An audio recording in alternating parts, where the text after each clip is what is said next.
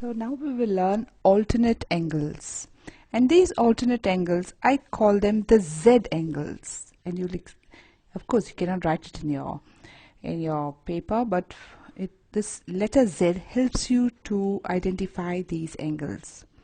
Now in this figure you see there are parallel lines. This is one parallel line, and you have here one parallel line, you have another parallel line, and here is a transversal. Now I'm going to draw a Z here. See, this parallel line, transversal, parallel line. These two angles are said to be alternate angles. Like if on the other side again, I will draw a Z here. This. These two angles, red angles, are said to be alternate angles.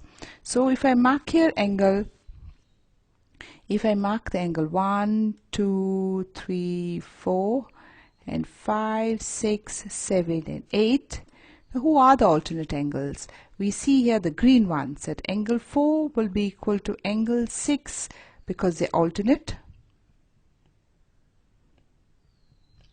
And the other red ones, that is angle 3 equal to angle 5 also because they are alternate angles. Remember, alternate angles are equal only if lines are parallel.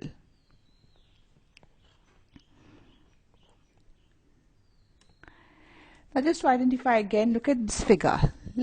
Here again we see that this angle B, see we can draw one Z here, and it comes exactly here. Angle A equal to angle B because they are alternate angles.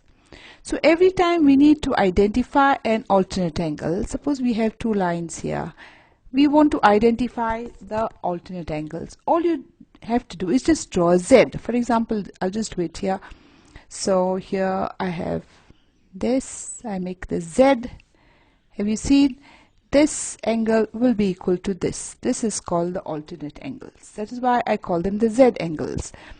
Now I make another pair here. I will draw one line, and let's draw another pair of alternate angles. I'll make another Z on the other side. See here, here, here. This angle and this angle are called alternate angles.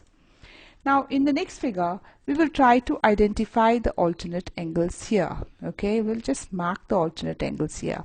So I have two lines parallel. Let's identify the lines. One parallel line here. And for the first I will take this transversal. Now I'm going to draw my Z to get the angles. So I go along this parallel line, transversal, parallel line. So I have this angle equal to this angle. These are alternate angles. I can go on the other side too. So here I have parallel line, transversal, parallel line. So this angle equal to this one.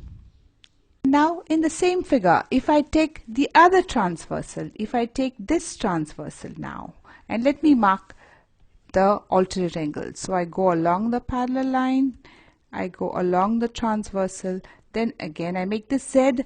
So I have this angle equal to this. This are alternate angles.